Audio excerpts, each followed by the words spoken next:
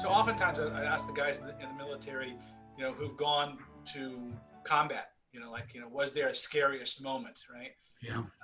And some of them have stories, and some of the guys were in fields like, non-combat positions. And so sometimes their scariest moment is not so much like fear, but like a biggest challenge, in a sense of a lot of responsibility. And I think as you're reporting now about, the work you're doing now and the accountability you have now, that's kind of scary. Well, so I was also a non-combatant, medical is non-combatants. And I never deployed. I had orders once, and I got reclammed by my commander because they needed me in the clinic. So, and I'm glad that they reclammed me, because the deployment I was supposed to, that my orders were to Abu Ghraib in 2013, which was when they had all of the difficulty with psychologists and torture of prisoners. And so the way I see it is, if I had gone on that deployment, I would be dealing with only one of two realities right now. Either I would have engaged and participated in that torture because I was under orders, and I would have all kinds of regret to live with. Or what I hope I would have done is not obeyed those orders, and I'd be dealing with a court-martial. Right. So I'm glad that I didn't go on that deployment, but I was prepared to deploy, Right. I think one of the benefits of being almost 40 when I started the military is I had a different perspective coming in, rank by itself doesn't impress me. Wearing a star or 2 stars or 3 stars or an eagle, a bird doesn't impress me if you're not a mensch, if you're not a decent human being. I think I have that problem too. Yeah. And so I can tell you that the biggest obstacles I encountered had to do with my values versus what was politically best for a colonel or general who was in my chain of command. There was one point in particular where I was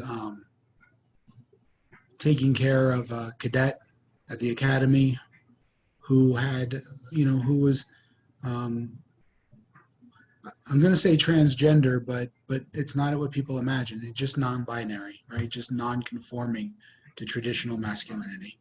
And honestly, as soon as this cadet started to talk about it, he came in to the mental health clinic because of some depressive kinds of things and some difficulty concentrating on schoolwork. And as soon as he started talking about it, all of that went away, got much, much better. Decided to come out to his family, and they were incredibly supportive, and everything got much, much better. And it got to the point very easily where this cadet had no diagnosis at all. He was doing just fine. And keep in mind, was also not asking the Air Force for any accommodations, right. In terms of gender. Was perfectly willing to, quote, play ball and do what they needed him to do, and took the male PT test, wore a male uniform, all of these things, right? But outside of work, just felt like he didn't conform to traditional masculinity. Anyhow, the med group at the time, and these people are no longer there, but the med group at the time didn't want to graduate him or commission him. And he was a senior. He had done this for 4 years now. Wow. And I was advocating for him because, every year about 1,000 cadets commission out of the Air Force Academy, and several hundred of them have medical waivers. Anybody who's taken some ADHD meds or a little bit of depression medication or had a little treatment for something needs a waiver. And so we give them waivers for all of those issues. And technically, at the time that this occurred, the orders in the Air Force were that transgendered people could serve, no problem. Yeah. Right? This is just a few years ago. And so that was there was a notum about it. There was, policy stating that airmen can serve transgendered, Yeah. right? We didn't have answers for everything. We didn't have gender neutral uniforms or gender neutral PT tests or even gender neutral bathrooms. But as long as you could choose one of those lanes to live in at work, you could serve. Right. And the folks at the academy were saying, no, this kid's done 4 years of being a cadet, and now we're not going to let him graduate or commission. So I was advocating for him, and giving him some strategies, all legal, go through your chain of command, ask to meet with the superintendent so they can see you as a human being and not a diagnosis, this sort of thing. And, and I had a colonel threaten to end my career. Or they told me it was time to worry about protecting my career. And I just felt like the Latino transgender cadet needed more protection than the white cisgendered officer. So those were the obstacles. I wouldn't call them fear. I wasn't afraid. No. I But that was mean, the biggest challenge to go. yeah.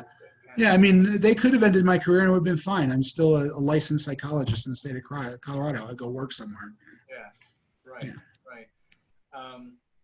I want to acknowledge your efforts for that. To me personally, that's a big deal. Right.